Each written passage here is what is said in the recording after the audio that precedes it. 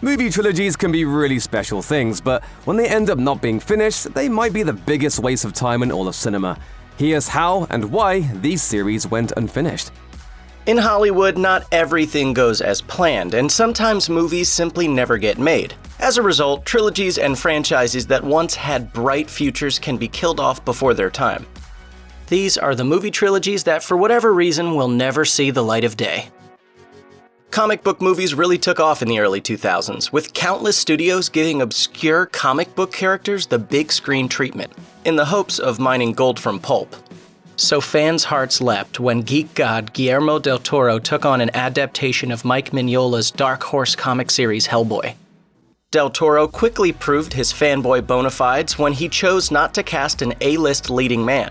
Instead, he hired the picture-perfect character actor Ron Perlman to play everyone's favorite cigar-chomping, monster-busting, gun-wielding half-demon. Critics were into Hellboy too, giving it an 81% tomato meter score. But its $59 million domestic and $99 million worldwide gross spooked Revolution Studios into jumping ship. So Universal picked up the rights and greenlit Hellboy 2, The Golden Army. This move paid off, with the movie garnering even better reviews and a $168 million worldwide gross. Alas, Hellboy 2 had the bad luck of opening 1 week before The Dark Knight broke box office records, and sales dropped a mind-boggling 70% in the movie's second weekend. So while Del Toro hoped to complete the trilogy, he knew his budget of $120 million for a final movie was a tough sell. Finally, in 2017, Del Toro tweeted that Hellboy 3 was 100% not happening. Lionsgate rebooted the series in 2019 with Neil Marshall as director and David Harbour as the big red guy.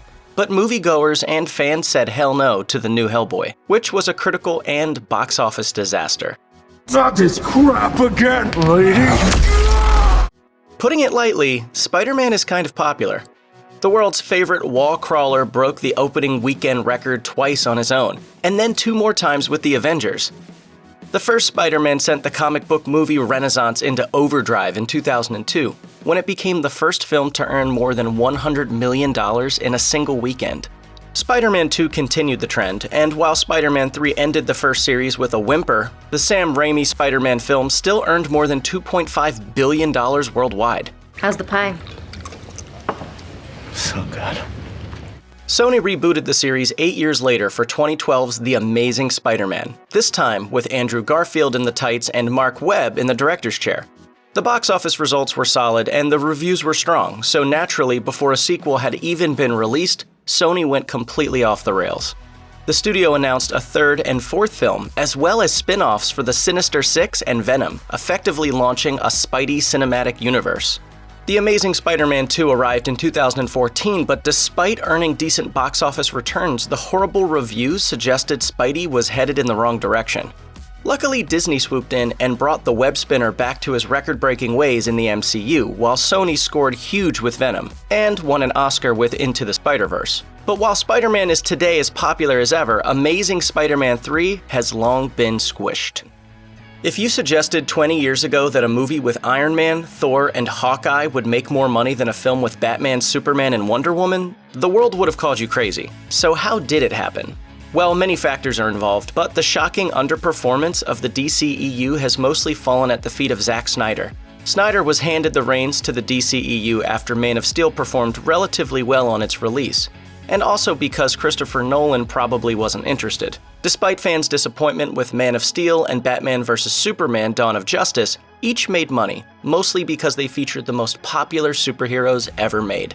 Unfortunately, Snyder's Justice League wound up lacking and earned a relatively low amount at the box office considering the movie's iconic lineup of heroes. So where would Snyder have gone with the series if things had been different? According to Kevin Smith, the 2 Justice League sequels would have featured the Green Lantern Corps and Darkseid. The Fantastic Four have had a rough time at the box office, starting with a 1994 film that's so bad it wasn't even released. In 2005, the trend continued when Fantastic Four earned an atrocious 27% tomato meter score. However, the movie's light tone stood out against the doom and gloom movies released that summer, and it earned decent returns at the box office. $154 million domestically and $333 million worldwide. Naturally, Fantastic Four: Rise of the Silver Surfer did just as badly with critics, but this time, it flopped at the box office. While all 5 main cast members were signed to a 3-picture deal, a 13% box office drop with a 25% higher budget gave Fox executives pause for thought. Whatever fans the film had left all their hopes dashed when a pre-Captain America Chris Evans said a third film probably wasn't happening. But even though that trilogy was doomed, Fox tried to relaunch the series in 2015, this time with a darker tone that was totally off the mark, resulting in the worst reviews and box office performance yet. In 2012, the Mouse House released one of the biggest bombs of all time, John Carter. Based on Edgar Rice Burroughs' 100-year-old book series, John Carter is about a Civil War vet who's transported to Barsoom, aka Mars, where he gets wrapped up in the fight between the Tharks and the Red Martians. Sound like a stretch? Well, Disney didn't think so. The company spent an astronomical $250 million on the film, with some reports going as high as $300 million, making it the most expensive original movie ever made. In the end, John Carter made only $73 million domestically and $284 million worldwide. Weak numbers for a film on a modest budget, but absolutely devastating for one that cost over $250 million. In fact, if not for the Avengers' record-breaking run in the summer of 2012, John Carter's failure might have sunk Disney's live-action film division for good. Since then, director Andrew Stanton has revealed there were plans for a trilogy, with the next 2 films already having titles and plots based on Burroughs' books. John Carter's total collapse obviously killed those dreams, but Edgar Rice Burroughs' estate regained the rights in 2014, hoping to bring the character back to the big screen. While Leonardo DiCaprio followed up his role in a James Cameron record breaker by making movies with Steven Spielberg and Martin Scorsese, Sam Worthington followed up Avatar with Clash of the Titans. Hey, maybe it seemed like a good idea at the time. A remake of Ray Harryhausen's 1981 star classic, the 2010 Clash of the Titans, also had a stacked cast featuring Ralph Fiennes, Liam Neeson, and a CGI Kraken. Needless to say, reviews were brutal, but the movie made enough money to buy real estate on Mount Olympus. The sequel, Wrath of the Titans, did just as badly with critics, but much worse with audiences, making measly returns at the box office. Warner Brothers was already planning a third Titans film, but the sequel's steep 40% decline gave the suits pause. By 2013, the film's producer declared Titans 3 dead on arrival, unless there were fresh ideas. Although you'd think that the entire span of Greek mythology would have provided at least a few. And while Worthington's more recent career has subsequently disappointed, at least now he can look forward to doing some more Avatar. Independence Day was one of the seminal summer movies of the 1990s. It blew up the box office in the summer of 1996 and went on to become the highest-grossing movie of the year. When a movie makes that much money, especially on a modest budget, it usually means sequels. Lots of them. But a funny thing happened on the way to outer space. Summer after summer, big movies came and went, but an Independence Day sequel never happened. But 2015 was the year of nostalgia, so Fox figured that Independence Day Resurgence would be the next blockbuster sequel to rule the summer. Boy, were they wrong. There were a few problems. Firstly, Resurgence didn't feature original star Will Smith, who opted not to return and had his character killed off. Second, the film wasn't just bad, it was really silly too. Wait a minute, wait. You can't go. Who's gonna water the orchids? Who's gonna make sure you put your pants on? Consequently, Independence Day Resurgence seriously underwhelmed with an alarming 53% drop on the original's returns. A fall in figures that's even more startling considering the 20-year difference in ticket price inflation. Clearly, moviegoers were over the series, given producer Dean Devlin is over it too. And how the Disney-Fox merger has shaken up all of Fox's slate, you can safely bet that there's not going to be an Independence Day 3 in Earth's future. It's hard enough to make one successful movie, let alone 3. So it's no surprise that many would-be trilogies never see that third installment. Here are some that died on the vine. Despite their popularity, the Teenage Mutant Ninja Turtles haven't had box office staying power. But I can get it back! Raphael, let it go. The first film trilogy started strong when 1990's Teenage Mutant Ninja Turtles earned $202 million worldwide on a $13.5 million budget.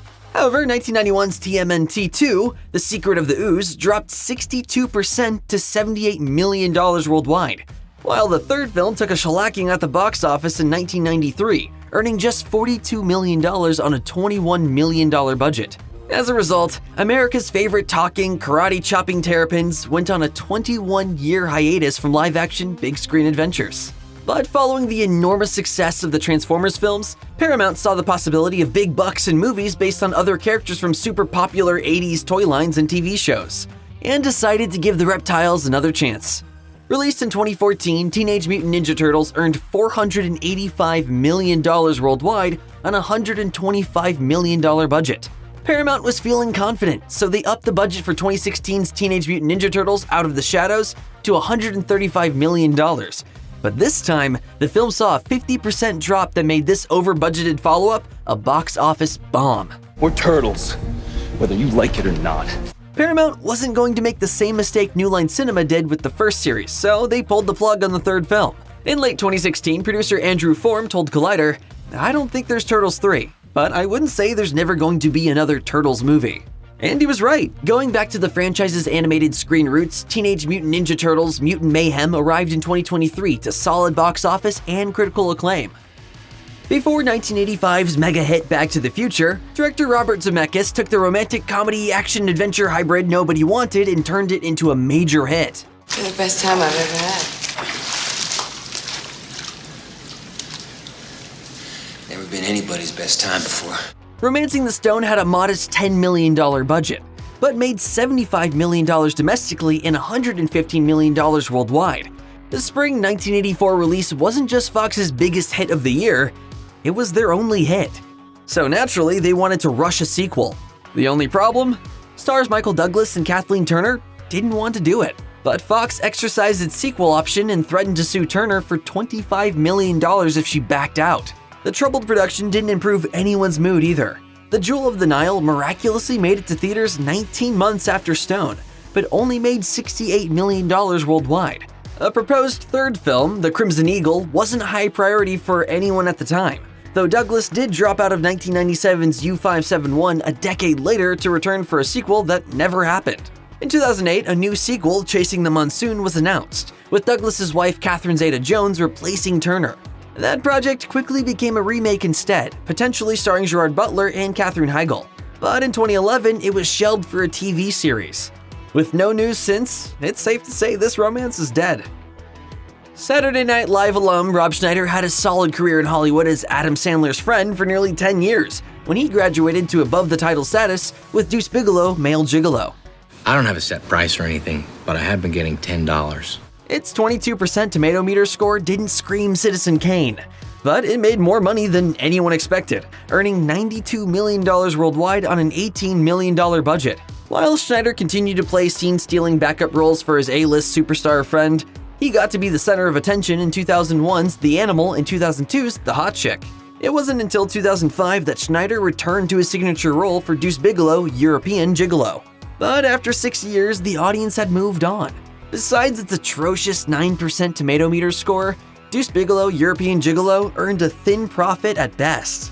Still, with moviegoers' nostalgia for characters they grew up loving, might we see Deuce Bigalow Saves Christmas, Goes to Camp, versus Kong? Not with Rob Schneider. In 2008, Schneider told Movies.ie, "I'd love to do a third Bigalow movie. The only reason why I did the second one is because everyone was asking for it, but it notably failed." But by 2013, Schneider had changed his tune, telling the Pittsburgh Post-Gazette, "You're not gonna see another Deuce Bigalow out of me. A Gigolo without Schneider is no Bigalow." There are actually two Adam Sandlers. One is the gifted actor of Punch Drunk Love and Uncut Gems. The other is, well, Adam Sandler. Alas, most of Sandler's $5.5 billion in worldwide grosses have come from his comedies, which is why there are so many. Take the Grown Up series, Sandler's Hanging Out with His Friends franchise, co-starring Kevin James, Chris Rock, David Spade, Rob Schneider, and Salma Hayek as Sandler's wife. Grown Ups earned $272 million worldwide in 2010, and Grown Ups 2 made $247 million in 2013, making it Sandler's highest-grossing franchise besides Hotel Transylvania. Even with that much talent ballooning the budgets up to $70 to $80 million, such profits usually spell sequels, yet we've gotten none. We're irrelevant. We're losers. We're old. And given that Sandler is busy making Netflix films and critically acclaimed movies, we think he may finally be too grown up for Grown Ups 3. Hollywood has had a love affair with pre-existing properties for decades. But in 1991, a big screen adaptation of The Addams Family, based on the Charles Addams comic strip and the 1960s TV show, seemed altogether ooky. That's odd. What's odd, dear? Didn't know Cousin Imar wore turtleneck sweaters. Powered by the iconic main musical theme and pitch-perfect casting, Angelica Houston as Morticia, Raul Julia as Gomez, Christopher Lloyd as Uncle Fester, and Christina Ricci as Wednesday, The Addams Family earned a staggering $191 million worldwide on a $30 million budget. I would die for her. I would kill for her. Either way, what bliss? A sequel was inevitable. And while 1993's Addams Family values has been candy-coated by the sweet nectar of nostalgia, there's no denying that it bombed hard. With $46 million worldwide on a $47 million budget, Addams Family values killed the franchise, further cemented by Julia's tragic death less than a year later. Yet in 1998, Warner Brothers attempted a strange spiritual follow-up in Addams Family Reunion, which tried to capitalize on the previous film's goodwill with a murky attempt at continuity, albeit a different cast. The film was meant to launch a new Addams Family TV show, but was such a creative catastrophe that the studio released it straight to video and promptly buried it. It would be more than 20 years before The Addams Family would be rebooted as an animated film in 2019. Don't cut your eyes on my crew unless you're ready to dance. Given the success of that film and its 2021 sequel, and especially the massive success of Netflix's spin-off series Wednesday, we can confidently say a true Addams Family 3 is dead. Despite winning an Oscar for Oppenheimer, Robert Downey Jr. seemed unsatisfied with supporting parts in Prestige Pictures and is returning to the Marvel Cinematic Universe. But we're worried about him playing Victor Von Doom, especially with the Doctor Doom theory that explains how Downey's casting is just Marvel's backdoor attempt to bring back Iron Man. If Downey wants to return to a franchise, especially after the massive failure of would-be blockbuster Dolittle, might we suggest the other eccentric genius in his oeuvre, Sherlock Holmes? The 2009 original earned $498 million worldwide on a $90 million budget, despite facing stiff holiday season competition against a little movie called Avatar. The 2011 sequel Sherlock Holmes: A Game of Shadows fared even better, with $535 million worldwide on a $125 million budget. Sherlock Holmes 3 seemed elementary, yet nothing has happened in more than a decade. When a third film's would-be director Dexter Fletcher was asked by Cinema Blend in 2023 if any progress has been made, he said no, adding that the script was brilliant but blaming COVID-19 and Downey's busy schedule for the delay. In June 2024, Downey's wife and producing partner Susan Downey told Screen Rant that Sherlock Holmes 3 was, quote, still very much alive in our hearts. Which is Hollywood producer speak for, it ain't happening anytime soon. Given Downey Jr.'s return to the MCU was announced 1 month later, we suspect this case is closed. Conclusion inevitable. Shazam earned a respectable $363 million worldwide on a shockingly modest $85 million budget. But it got obliterated in its fourth weekend by a little pick called Avengers Endgame, which remains the biggest opening weekend record holder of all time. I applaud your choices today. Gold shoes, gold belt, white cake. It shouldn't work, but hot damn it does! Still, that kind of profit is hard to sneeze at, so a sequel seemed forthcoming faster than you can say Shazam. But then a pretty big rock got in the way. Make that The Rock. Dwayne Johnson believed Black Adam, the D-list character he wanted to play for more than a decade, should be the new centerpiece of the DC Extended Universe, as evidenced by statements like this one. The hierarchy of power in the DC Universe is about to change. He wasn't just talking about the movies. Black Adam was technically in Shazam's rogues gallery, but Johnson wanted his anti-hero to battle DC's biggest babyface, Superman. According to Johnson, this superpowered showdown wound up getting scrapped due to business, which is an ego-preserving way of saying Black Adam bombed with $390 million worldwide on a $200 million budget. Yes, Adam, we know who you are and what you are capable of. There's no place for you in the world of man.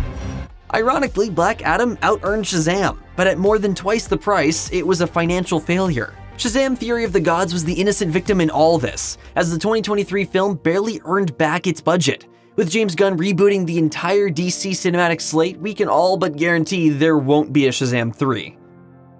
How many franchises has Martin Scorsese made in his 50-plus year career? Answer: none. Yes, Scorsese directed 1986's The Color of Money, a sequel to Robert Rosson's 1961 film The Hustler, but as far as sequels to his own work, zero. Zilch. Nada. That could have changed with 2006's The Departed, which remains Scorsese's biggest domestic hit, his third biggest worldwide hit, and his only film to win Oscars for Best Picture and Best Director. If Warner Brothers had its way, it also would have been his only movie to get a sequel, as the studio was eager for one. While there's no official word on how many sequels Warner Brothers wanted, The Departed is a Beantown-based remake of the Hong Kong-set Infernal Affairs trilogy, so 3 films sounds reasonable. Andy Lau appeared in both Infernal Affairs sequels, but his counterpart in Scorsese's crime epic, Matt Damon's Colin Sullivan, gets killed, which the studio wasn't happy about. Scorsese rejected a sequel idea from screenwriter William Monahan, while Mark Wahlberg and Monahan also pitched a sequel for Wahlberg's character, the sole survivor of The Departed. How's your mother? She's on her way out. You all are. Act accordingly. Despite featuring Wahlberg's return to his Oscar-nominated role, Warner Brothers rejected the project because Monahan didn't have a plot nailed down. After nearly 20 years of attempts as dead as the main characters, it sounds like any hope for a franchise is, well, dearly departed. Not every trilogy goes as planned, and some never even make it to the finish line. Maybe they bombed at the box office, perhaps they were savaged by critics, or maybe there was behind-the-scenes drama. Whatever the reason, these movie trilogies were stopped in their tracks and will never be completed. Sony Pictures saw dollar signs in the popular Millennium series by the late Swedish novelist and journalist Stieg Larsson, and assembled an all-star cast and crew to make a movie. David Fincher was perfectly suited for this dark, sordid material, while Daniel Craig and Rooney Mara seamlessly brought main characters Mikael Blomkvist and Lisbeth Salander to life. The Girl with the Dragon Tattoo won rave reviews from critics, but it wasn't a runaway hit, earning $102 million domestically and $232 million worldwide on a $90 million budget in 2011. Sony wanted to cut costs on the sequel, but Daniel Craig, fresh off Skyfall's global gross of $1 billion, wanted a raise. As a result, the studio squashed any hopes of a Mara and Craig trilogy. Instead, Sony opted to go with an entirely new cast 7 years later with the 2018 sequel, The Girl in the Spider's Web, casting Claire Foy as Lisbeth and Sverrir Gudnason as Mikael. But not even the film's modest $43 million budget could save it, with the film earning only $14 million domestic and $35 million worldwide gross. With Tom Cruise in the title role, the original Jack Reacher film about an ex-military policeman was an above-average crime thriller, earning a 63% tomato meter score and $217 million worldwide on a $60 million budget. However, the sequel's subtitle Never Go Back unintentionally served as a warning, as it earned a 37% tomato meter score and $159 million worldwide on a $60 million budget. Still profitable, but a troubling 27% drop. While series creator Lee Child had nothing but nice things to say about Cruise as a person, he agreed with readers that the 5'7" Cruise wasn't the right fit for the towering character, and the series stalled out. While Speed's pedal-to-the-metal premise powered it to $121 million domestic and $283 million worldwide on a $30 million budget, star Keanu Reeves passed on the sequel, a decision he said landed him in movie jail with Fox for years. Reeves' co-star Sandra Bullock returned for Speed 2, Cruise Control, with Jason Patric replacing Reeves as her super cop boyfriend, and William Dafoe giving Speed villain Dennis Hopper a run for his money as a scenery-chewing bad guy. Alas, Patrick was no Reeves, plus the movie was really bad. Speed 2 Cruise Control sank, earning $48 million domestic and $150 million worldwide on a $110 million budget, a 47% drop from the first film. Reeves indicated in 2014 he'd be interested in returning for Speed 3, but after the John Wick franchise took off, Reeves seems to have decided that reprising his roles in The Matrix 4 and Bill and Ted 3 are a safer bet. Based on the popular young adult book series Percy Jackson and the Olympians, The Lightning Thief follows a teenager who discovers he's descended from a Greek god. My father's Poseidon, god of the seas. Critics gave it a mediocre 50% tomato meter score, but its release during the normally non-competitive February powered the family film to an $88 million domestic, $223 million worldwide take. A narrow victory on a $95 million budget. Critics were even less impressed with 2013's Percy Jackson Sea of Monsters, striking it down with a 42% tomato meter score. Despite shaving $5 million off the first film's budget, Sea of Monsters only managed $68 million domestically and $200 million worldwide. Even worse, its $14 million opening weekend was less than half the first film's $31 million, indicating a major drop in audience interest. Star Logan Lerman told The Independent in 2014 that he'd be happy to return for a third film, but eventually confirmed in 2020 that Percy Jackson 3 wouldn't be happening. Instead, the franchise will soon be moving to the small screen, with a television series distributed by the Disney Plus streaming platform. In 1994, Stargate seamlessly blended science fiction with Egyptian mythology. The film was a surprising hit, setting a new October opening weekend box office record at the time with $16 million, eventually earning $71 million domestic and $196 million worldwide. Filmmakers Roland Emmerich and Dean Devlin had originally planned a trilogy of films, with each movie focusing on a different mythology. However, instead of continuing with Stargate, the duo parlayed their success into one of the biggest hits of the 90s with Independence Day. Meanwhile, MGM put the Stargate film series on hold thanks to the success of the TV series, which started in 1997 with Stargate SG-1. 12 years after the original film, Devlin revealed plans for a sequel at 2006's San Diego Comic-Con. But it would be another 8 years before a new Stargate was announced, this time as a remake. However, the failure of Independence Day Resurgence in 2016 killed any interest in reviving Emmerich and Devlin's other 1990s sci-fi property, and the Stargate trilogy was officially canceled in 2018.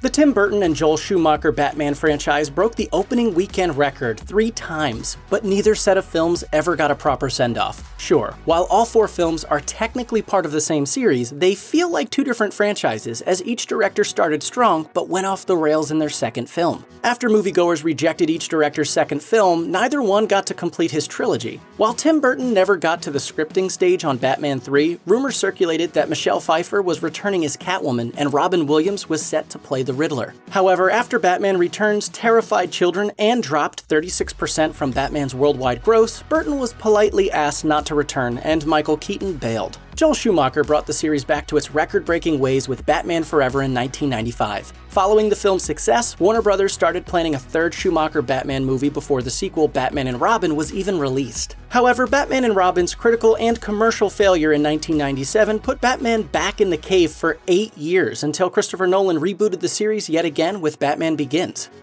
Boosted by strong reviews, the 1984 classic comedy-horror hybrid Gremlins became a huge surprise hit, earning $153 million worldwide to become 1984's 4th highest-grossing movie. Later in 1990, Gremlins 2: The New Batch earned a respectable amount of critical praise, but the Mogwai magic had worn off, and the film only made $41 million. The Gremlin franchise was put on ice for decades, but screenwriter Chris Columbus said Gremlins 3 was on its way in 2018 and would be a full reboot. In April 2020, The Hollywood Reporter said that a new Gremlins was indeed set to arrive on HBO Max, but would presumably be a series. So while we do expect there to be more Gremlins in the future, a third film in the original franchise might never see the light of day. Austrian bodybuilder Arnold Schwarzenegger was catapulted to worldwide fame as an action star with 1982's Conan the Barbarian, which earned $38 million domestically and $79 million worldwide on a $20 million budget. Conan, what is best in life? To crush your enemies, see them driven before you, and to hear the lamentation of their women. A sequel was pushed into production, yet despite its lower $18 million budget, Conan the Destroyer proved Conan was a one-hit wonder, bombing with $26 million worldwide in the summer of 1984. The Terminator became a massive hit just a few months later, making Schwarzenegger one of the biggest stars of the 80s. After Terminator, Schwarzenegger passed on making Conan 3. But a few decades later, the former governor of California sought to make The Legend of Conan, playing the Barbarian as an aged king. When that project died a grisly death, an Amazon series was announced, but that was also scrapped, with Arnold claiming the rights holders were the issue. While screenwriter Chris Morgan hoped to breathe new life into Conan 3, the poor box office performance of Terminator Dark Fate stalled any hope for Schwarzenegger nostalgia projects. I won't be back. It seems that almost every movie gets a trilogy these days. Truth is, though, a number of hugely popular movies, each followed up by sequels, have yet to see a third installment join the franchise, and likely never will. These are the trilogies that will never be completed.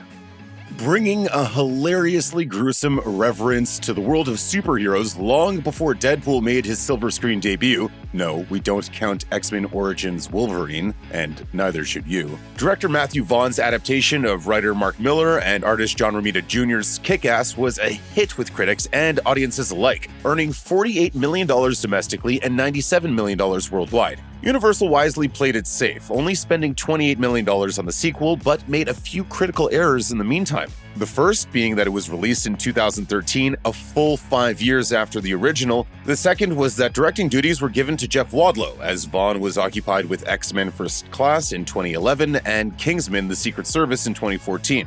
Critics KO'd Kick-Ass 2 with a 32% tomato meter rating, a significant drop on the first movie, and it earned just $28 million domestically and $63 million worldwide. While Vaughn revealed his hopes of directing both a prequel and a sequel in 2015, he eventually stuck to the Kingsman series instead. Given Kick-Ass 2's diminishing returns and the several years that have passed, it's probably fair to say that Kick-Ass and company won't be making a return anytime soon.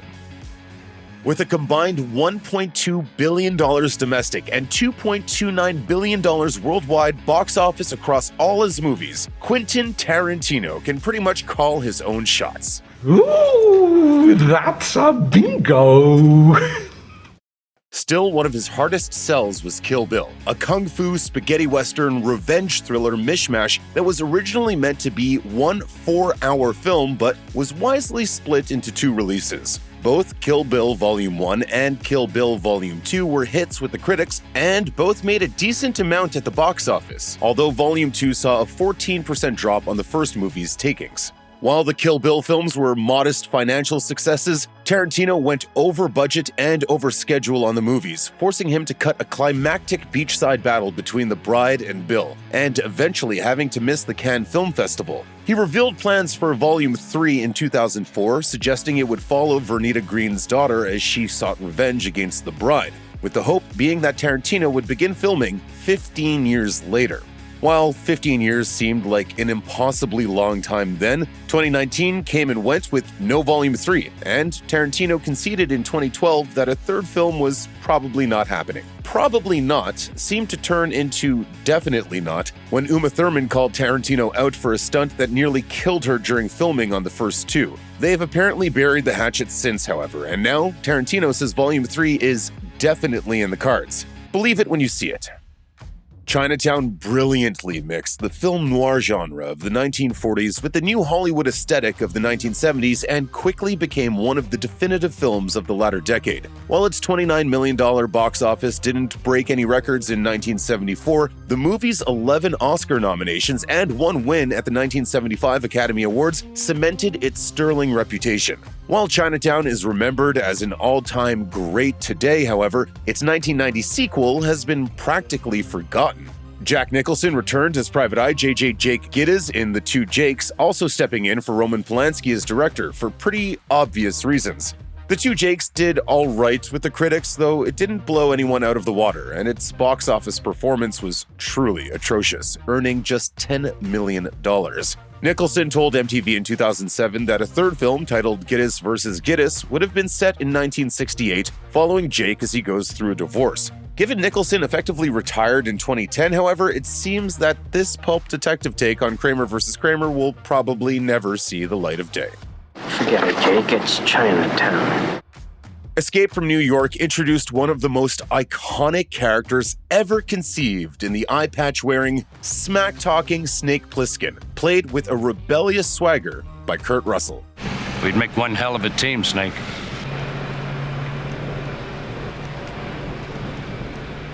The name's Plissken.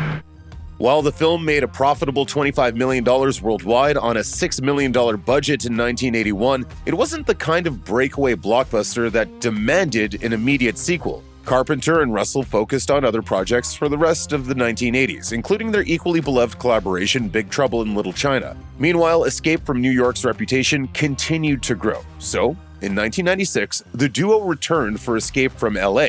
Releasing a sequel to a cult hit 15 years after the original was a risky bet, especially with a $50 million budget, twice what the original film even made.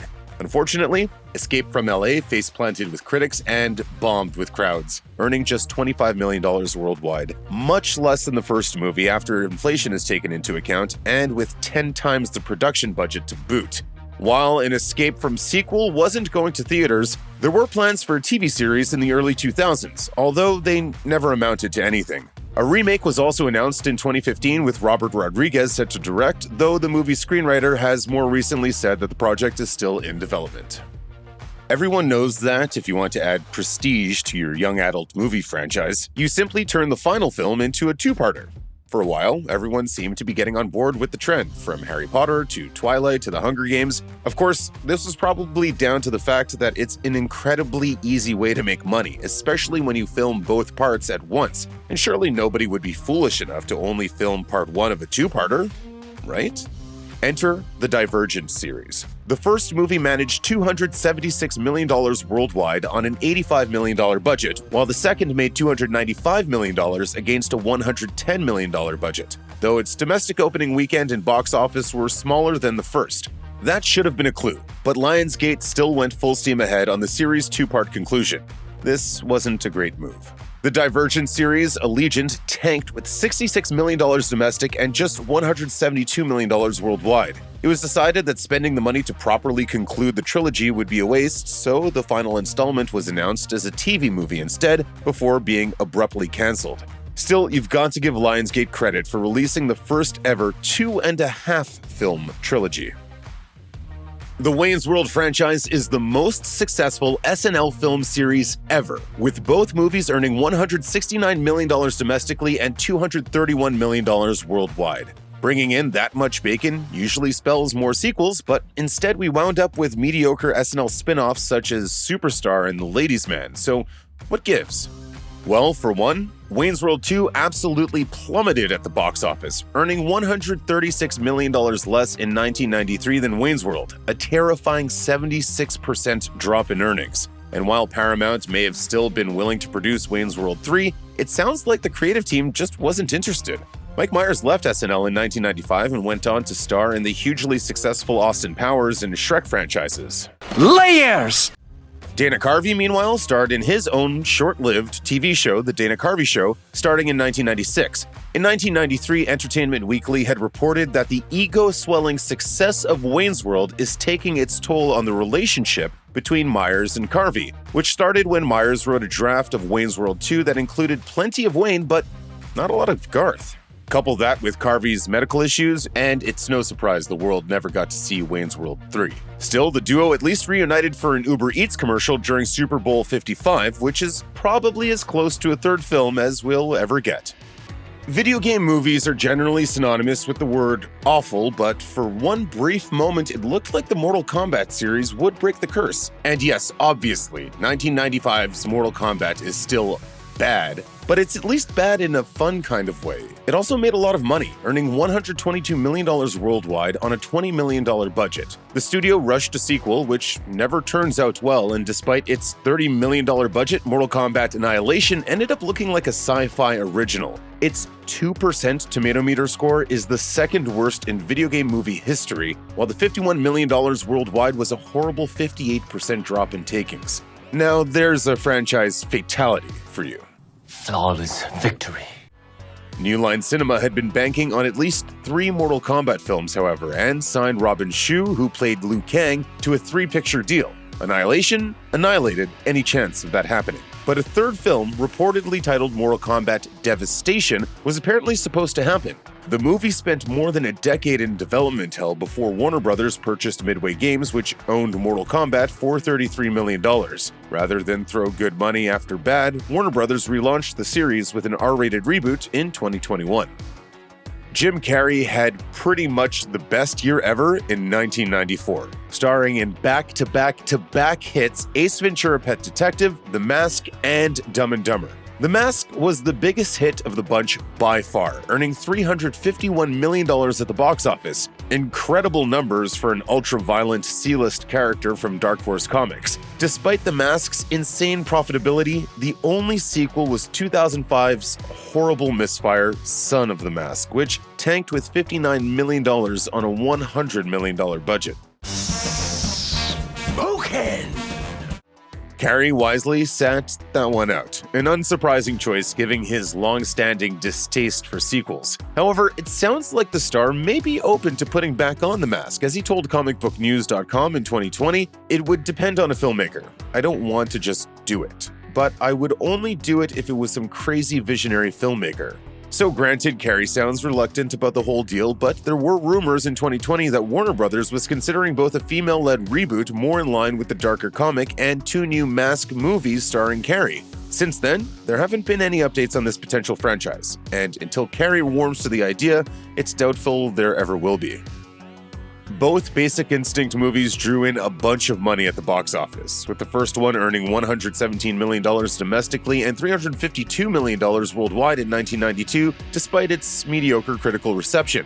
And while Strike While the Iron's Hot may not be a basic human instinct, it is Hollywood's mantra, making it all the more surprising that it took 14 years for Basic Instinct 2 to arrive on screens. Michael Douglas was out this time, but Sharon Stone returned as the psychotic novelist Catherine Trammell. While the first movie made Stone a star, however, the sequel probably killed any chance of her headlining a film again. It tanked with the critics and did nothing for audiences either, bringing in $35 million box office on a $70 million budget. You'd think that'd have killed the franchise Stone dead, but according to a 2006 Empire Online article, Stone was optimistic about a sequel, and she even hopes to direct. She said, "There's a script for the next part of the story, but I would like to direct it rather than star in it." According to a 2013 HuffPost article, Stone has changed her mind about not starring in the film and is still eager to give Trammell closure.